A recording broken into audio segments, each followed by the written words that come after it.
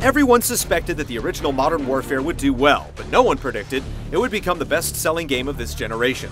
It brought the war into the present with all the technology that comes with it, and redefined online console shooters in the process. Now, a couple years later, Modern Warfare 2 is here. With expectations sky high, does it have the moxie to impress?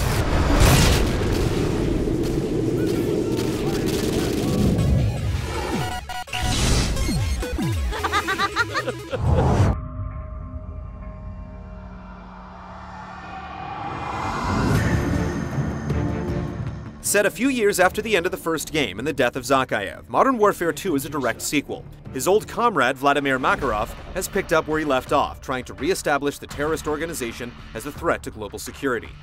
Yesterday's enemies are today's recruits. Train them to fight alongside you, and pray they don't eventually decide to hate you for it too. The game almost goes overboard in its attempt to make you hate Makarov, with one gratuitous scene in particular that will strike some nerves. But if disliking the antagonist was the directive, then mission accomplished. Remember, no Russian. You play from the perspective of several different soldiers, with Gary Roach Sanderson dominating the majority of play. Break's over, Roach. Let's go. As you put your life on the line for Task Force 141, you'll come in close contact with several pivotal people from the first Modern Warfare, including Soap McTavish, who's now your commanding officer. 1, 2, 3. Nice work. Lead characters come and go like the wind, and the same goes for locations, which range from Afghanistan to Rio de Janeiro. The missions set in America really make the story hit home as you go from one prefabbed house to another, clearing out enemies in suburban Virginia, or attempt to defend the landmarks of Washington, D.C. Betrayal, redemption, and surprise permeate the prose. It will keep you guessing until the end, but it doesn't build much of an attachment to the soldiers you control, and too much of the story is told through generic mission briefings. If this con's the bait to catch that psychopath, let's hang him from a tree.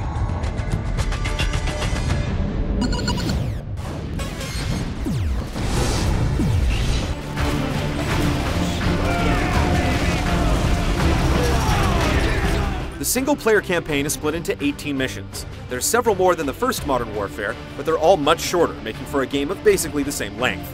For those who didn't play Call of Duty 4, you're looking at around 7 hours of play depending on your skill. It's still a bit too short for our liking, but at least the multiple difficulty settings change the game significantly. What's here is definitely improved from the first. Gone are the long gauntlets of soldiers to mow down, and in their place are moments that would be right at home in a summer blockbuster. The game never really lets up for 1 minute, with dozens of set-piece moments that come in a wide variety. While a lot of the mission objectives are of the escort, defend, or seek and destroy variety, there are several instances of utilizing vehicles to your advantage. There's just a lot more variety to the campaign in general, and the pacing is torqued up.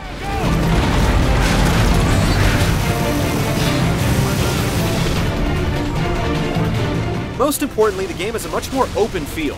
You have a lot more latitude in how you complete missions, with multiple routes through each area, and the feeling of being shoved down a predetermined path is drastically diminished. With this comes more challenge. Enemy locations are much less predictable, and we were surprised at how many times we were flanked or attacked from behind. It goes a long way toward making the game feel more realistic. Nikolai, we got him! Get us out of here! Authenticity has always been a hallmark of Call of Duty, and that doesn't change here. There are over 30 real weapons to choose from, with some having alternate firing options. You also get the opportunity to dual-wield handguns, and the campaign does a great job of allowing you to experience the entire arsenal by default. Portable turrets play a big role as well.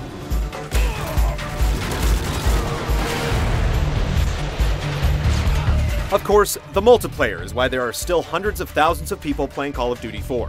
And while Modern Warfare 2 is nowhere near as groundbreaking in this regard, the developers have expanded on the foundation significantly. There are 15 new maps included on the disc. While the Xbox 360 version will be getting the first DLC map pack exclusively for a period of time, there's still plenty of land to smear with the blood of your enemies. New game types are pretty rare, though you do get Capture the Flag this time around, along with a new mode called Demolition, where you have to activate bombs scattered around the map and then defend them until they explode. There's also a third-person mode, but it's basically a novelty as the game hasn't been altered in any way to make better use of the perspective. Experience points and perks were the real boon in the first Modern Warfare, along with custom classes. All these concepts return with an added twist, and an extra 15 levels to attain. You can still assign up to 3 perks per soldier, selecting one from each category, but upon death, you're sometimes rewarded with extra perks based on your play. Die several times without a kill, and you'll get a timed health boost, for instance. In short order, you unlock the ability to create your own classes in addition to the ones supplied, and you can customize the rewards for kill streaks and death streaks based on your style of play. The final new component is the ability to customize your call sign and rank emblem, with some humorous possibilities. More an evolution than a revolution, smart additions like server migration have been made to the competitive multiplayer to drastically improve the experience and ensure an unhealthy addiction.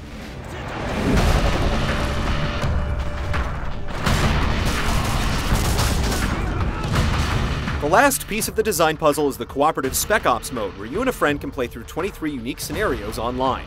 As you complete them, you're rewarded with stars to unlock more, with the number of stars you're awarded governed by the difficulty setting.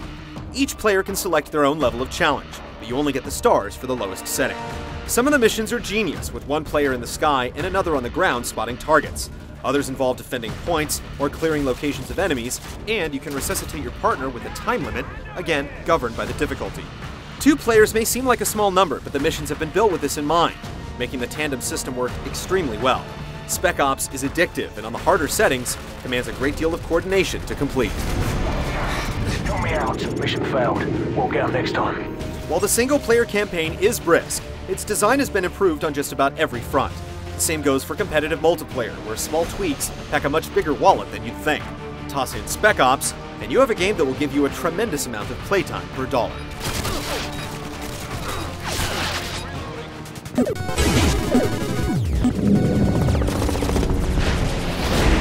Gentlemen, good work on taking the town. Private Allen, you'll be taking orders from me from now on.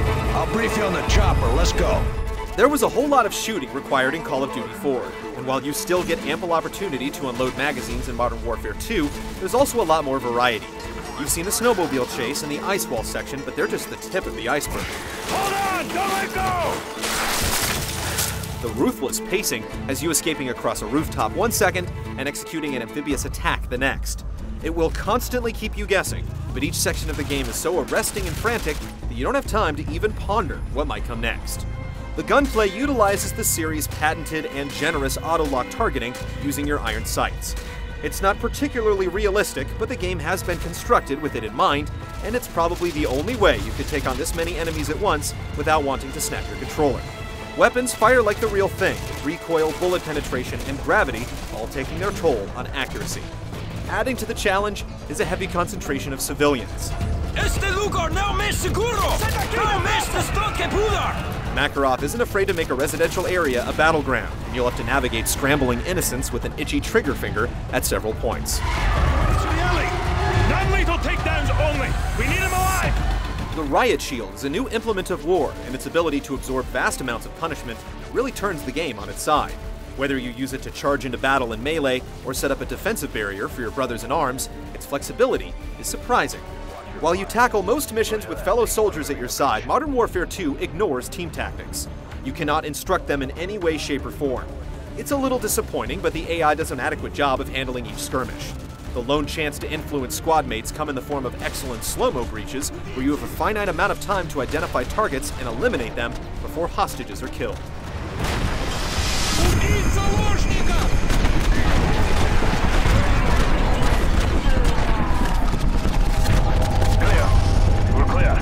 Modern Warfare 2's gameplay strikes a near-perfect balance between the known and unknown, with unpredictable enemy placement, grenades tossed around like candy, and explosive elements at every turn. It's a frenzied experience, whether you're playing it alone or with friends. Every last element has received a lot of attention, ensuring that no mission or gameplay type is a throwaway. You won't be able to stop playing. Good kills, Hunter 2-1. Good kills.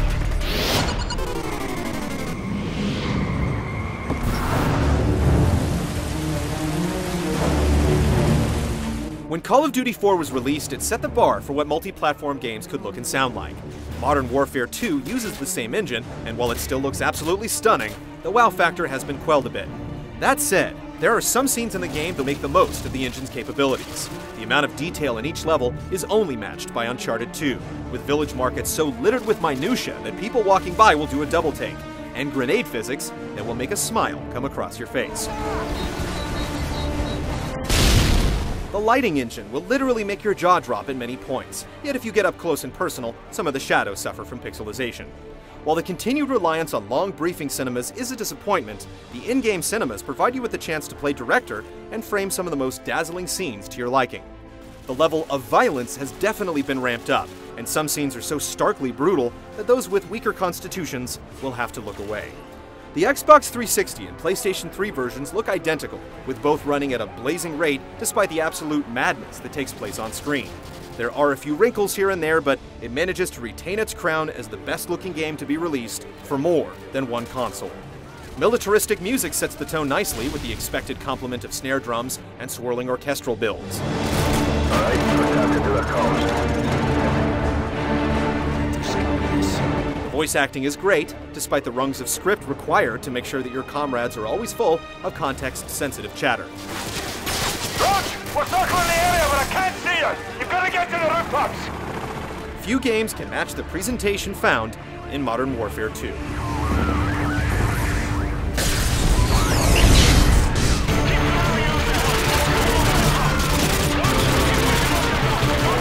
Get ready for one wild ride as Modern Warfare 2's campaign typifies the phrase, short but sweet. The air of unpredictability and the care that was paid to each separate element puts it in lofty company. The multiplayer hasn't received an overhaul, but considering most shooters are still playing catch-up with Call of Duty 4, the tweaks and twists make it the best multiplayer shooting experience in the industry. Few games manage to meet such high expectations, so do not hesitate to lock and load this one into your collection.